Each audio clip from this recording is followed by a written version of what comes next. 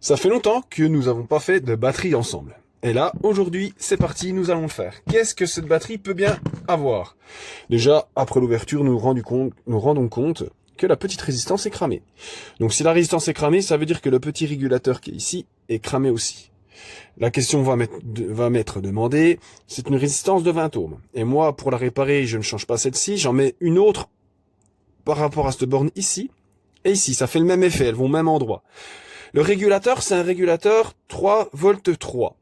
De référence, il y a plusieurs références disponibles. Il y a 7533, 7333 et 7133. Moi, il me semble que je prends des 7333. Le chiffre 33 correspond à la tension de sortie du régulateur. 33 pour 3,3 volts. Déjà, on va checker nos tensions des accus, ça serait important de le savoir. 3,19. Là, on a un petit décalage sur celle-là, comme vous pouvez constater. Bon, c'est pas excessif, mais bon, je pense que le module d'équilibrage, il est foutu dessus, comme d'habitude. Ce que je peux faire, c'est que je vais la réparer, je vais enlever le module Bluetooth, c'est impératif, parce que ça veut dire si ces composants-là ont grillé, ça veut dire que le module Bluetooth est foutu.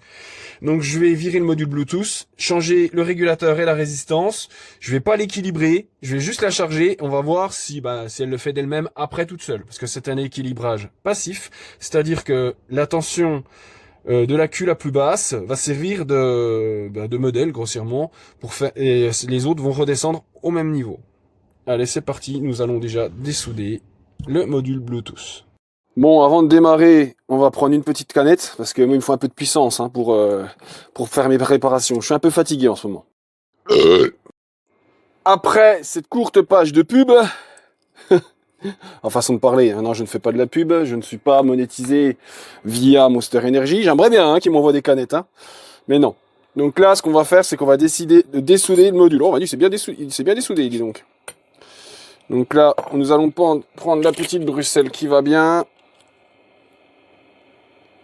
Après, je l'ai pas mis bien fort. Oh, oui, il tenait plus rien du tout celui-là. Donc là, il est dessoudé. Maintenant, on va s'occuper d'enlever le régulateur. Je vais pas mettre de produit de dessoudage dessus, on va voir si le régulateur part facilement. Alors, je mets pas trop non plus alors, au niveau de la température, je suis à fond, mais c'est au niveau de la soufflerie, je suis presque au minimum.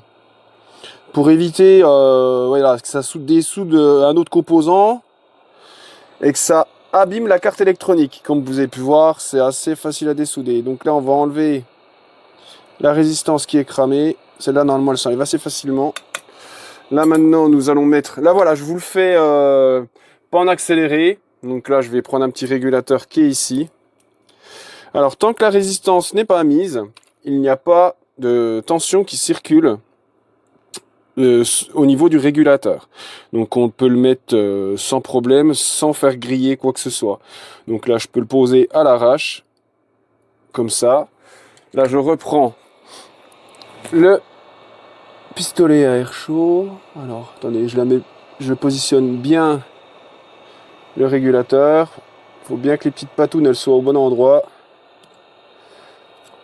Et on réchauffe sans se cramer les paluches. Voilà, comme ça. Et vu que je suis en vitesse 1 au niveau de la lecture, vous allez pouvoir voir la vitesse à laquelle ça prend. Là, ça a déjà pris, mais j'insiste un petit coup au cas où. Voilà. J'attends que les teints prennent vraiment correctement. Hop. Là, on est bon. Maintenant, ce que je vais faire, je vais couper déjà le pistolet à air chaud et je vais mettre en route le fer à souder.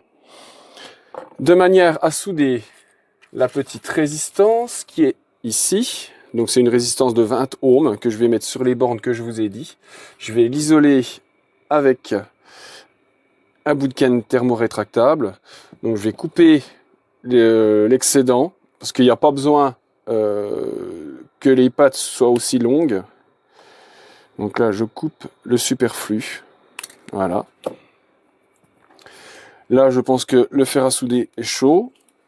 Donc là, je vais mettre un petit peu d'étain ici. Voilà, il n'a pas besoin de 50 000. Je vais mettre la résistance dedans. Je vais la chauffer un petit coup. J'ai eu un mail ce matin pour savoir si je réparais les batteries.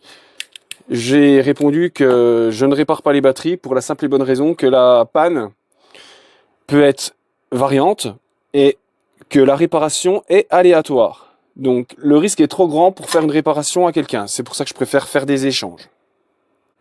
Là, on va plier le bout. Alors, sans me le planter dans le doigt, parce que l'autre jour, je me suis planté dans le doigt, ça fait mal.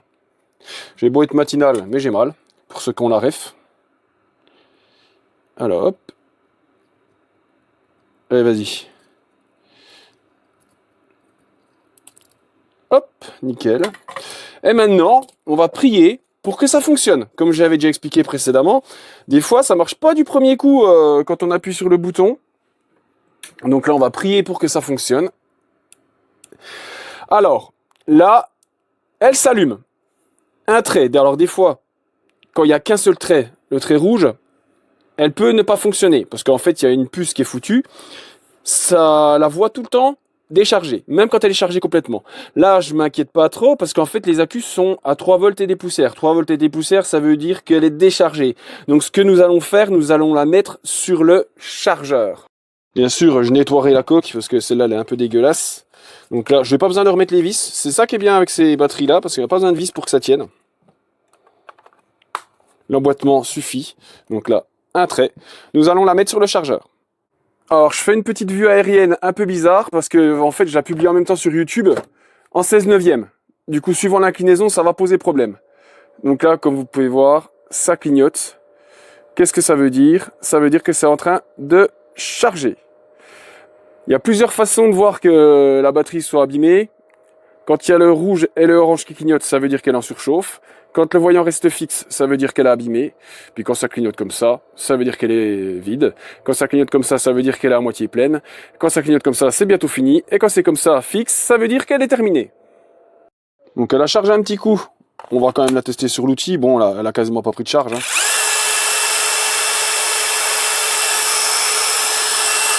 Donc là, dans l'histoire, j'ai eu du bol. C'était une bonne réparation qui était fonctionnelle. Ça ne se passe pas comme ça à chaque fois, malheureusement. En plus, là, j'ai le voyant qui s'allumait. Je pense que la résistance, elle devait être un petit peu encourgue. Ça laissait passer de la tension. Alors, des fois, quand elles sont comme ça, c'est pas toujours facile du premier coup à la réparer. Si ça marche pas du premier coup, j'ai envie de dire que c'est même pas la peine d'assister. Ça veut dire qu'elle est foutue. Merci pour le visionnage, les amis, et je vous dis à très bientôt.